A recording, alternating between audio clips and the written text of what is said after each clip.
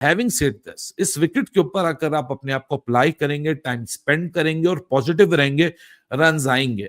अब ट्रिस्टियन स्टब्स शुरू के 20 रन के लिए कोई 80 बॉलें ले गया है, ऑल दो ब्रेक के बाद अब ट्रिस्टियन स्टब्स ज्यादा बेहतर फ्लो में नजर आया है बनिस्बत जिस फ्लो के साथ या जिस एक नॉट सो रिदमिक बैटिंग के साथ ये अप्रोच कर रहा था। वो बीच वाला सेशन जहां 80 ऑड बॉल्स में सिर्फ 20 ऑड रन से 27 का स्ट्राइक रेट था, अलबत्ता वो बेहतर हुआ है, लेकिन नीचे बैटिंग में ज्यादा स्ट्रेंथ नहीं है, तो इसलिए पाकिस्तान को यहां ज्यादा एज देना पड़ेगा कि आप इस टेस्ट मैच में श्योरली इस वक्त आगे हैं।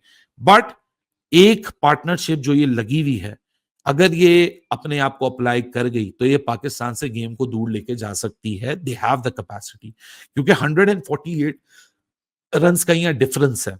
शायद साउथ अफ्रीका को ये बात पता हो कि हम 333 के ऊपर लीड ना चढ़ा सकें, लेकिन उनके पास छोटा टारगेट को सोचने का ज्यादा बेहतर तरीका है कि why to focus at 333 right now, why not let's focus के 148 के डेफिसिट को पहले हमने अंडर 100 का डेफिसिट लेकर आना है, और वहां से 10-10 रन, 20-20 रन, 5-5 रन, 10-10 रन के फेजेस को डिवाइड करके आपने पाकिस्तान के वो मार्जिन ऑफ लीड को स्क्वीज इन करना है। ये गेम वाइड ओपन है, ये गेम इस वक्त बैलेंस में है। Pakistan has done well so far, but absolute winning scenario मैं अभी भी समझता हूं कि थोड़ा सा फार स्ट्रेच्ड है। लेकिन मजा क्या आया कि एक एब्जॉर्बिंग, एक पेशेंस से भरी हुई टेस्ट क्रिकेट का आपको क्वालिटेटिव दिन देखने को मिला, जहां जाते जाते शान मसूद ने अपनी कैप्टनसी कैप को का मैजिक करते हुए जो है डिसीजंस लिए। आई बिलीव कि उसने पाकिस्तान में को इस गेम में दोबारा वापस आने के लिए एक मौका दिया है, specially towards the end of the day. वो बहुत इंपॉर्टेंट होता है कि आप दिन कैसा खत्म करते हैं। फॉर एग्जाम्पल, यहां शायद रन इतने ही होते जितने रन इस वक्त साउथ अफ्रीका के हैं, 185, लेकिन विकेट कॉलन 2 के बजाय 4 के बजाय 2 होता, तो यहां साउथ अफ्रीका आज पूरा दिन आपके ऊपर हावी करके चला जाता। एक तो वो बाहर निकल कर आए, उन्होंने आपको 74 रन पे आपकी रिमेनिंग 5 विकेटें ली और आप 185 रन चढ़ा गए और अभी 8 विकेटें उनके हाथ में। Contrast of the game and what is coming ahead, ये बिल्कुल सिनेरियो तब्दील होता, क्योंकि शायद नुमान और साजिद को वो समझ गए थे कि इनको टैकल कैसे करना है, क्योंकि इस विकेट के ऊपर और डिलीवरीज के लिए तो मदद मौजूद है, लेकिन कोई ये रैंक टर्नर और अनप्लेएबल डीमंस मौजूद नहीं थे। क्योंकि अगर आप विकेट को देखें भी, विकेट पे कोई इतने वाजे क्रैक्स अभी नजर नहीं आ रहे हैं। यहां विकेट अभी उतनी टूटी नहीं है। यहां विकेट में जो रफ पैचेस का जो डीकलराइजेशन हो जाती है कि आपको ऑब्वियसली रफ पैच और आपका normal soil of the wicket intact होती है, वो नजर आती है। अभी तक वो विजुअल एविडेंस भी आपके पास इस विकेट पे मौजूद नहीं है। So the game is hanging in pretty much of a balance. लेकिन पाकिस्तान के पास वो अपॉर्चुनिटी है कि अगर आपने मजीद पार्टनरशिप सेटल नहीं होने दी और आती अगर आपने पहले आधे 1 घंटे में क्विक विकेट्स निकाली, तो आप ये 148 को अपनी फेवर में स्वेल अप कर सकते हैं। लेकिन साउथ अफ्रीका के लिए, जिस तरह मैंने बोला कि अगर उन्होंने अप्रोच को और अपने चेजिंग सिनेरियो को, जो वो 148 ही उनका प्रीडोमिनेंटली टारगेट होगा at this point of time, अगर वो उसको छोटे छोटे सेशंस में तोड़ के चलें, तो शायद उनके लिए ये पिक्चर मुख्तलिफ हो सकती है। सो कल का दिन मजीद इंटरेस्टिंग होने वाला है।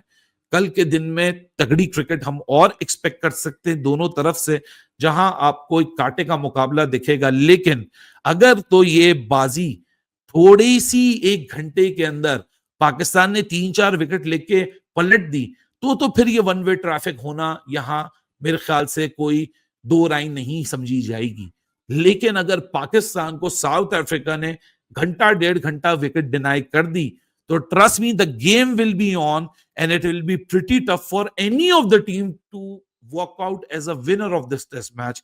सो हम तो ये एक्सपेक्ट करेंगे, डिस्पाइट हम पाकिस्तानी हैं, लेकिन हम ये जरूर एक्सपेक्ट करेंगे कि जरा मुकाबला हो और कांटे का मुकाबला, और वहां जब पाकिस्तान जीते तो फिर वो जो करेक्टर स्टेटमेंट वाली विक्ट्री होती है, वो ज्यादा अथॉरिटेटिवली स्टेम करेगी आपको इस टेस्ट मैच के सिनेरियो में। लेकिन अभी वो पिक्चर बहुत दूर है।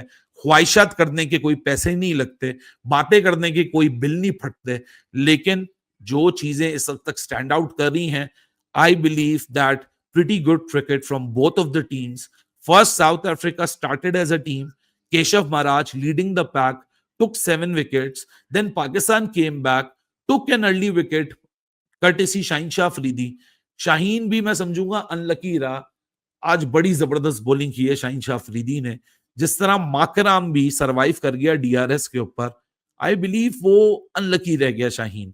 डीआरएस पे वो बॉल पड़ के बाहर निकल रहा है, लेकिन अगर आप उस बॉल को जाके देखें तो actually it was an in swinger, it was actually going in. तो शायद कभी कभार जो टेक्नोलॉजिकल एरर्स होते हैं, ऑल्दो वो गेम में तो ज्यादा मैटर नहीं करते, एम्पायर्स कॉल हमेशा 50-50 डाइसी सिनेरियो बन जाता है. लेकिन शायद मैं समझता हूं कि he could have got माकरम much earlier, लेकिन वो तो बाद में माकरम फ्लो मिलने के बाद खुद ही अपना विकेट फेंक के चला गया. साजिद का उसमें कोई कमाल नहीं था उस डिलीवरी के अंदर. लेकिन ये जो 2 डिसमिसल्स हुए ना, that was well thought dismissals.